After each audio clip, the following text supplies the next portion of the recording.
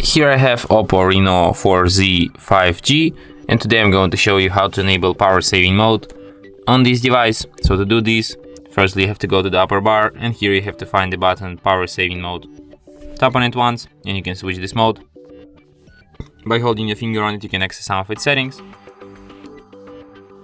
So you can basically just switch this mode here.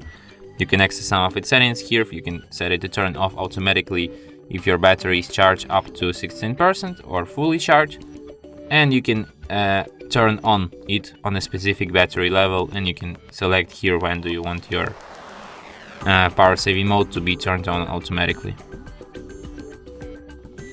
And that's it. Thanks for watching.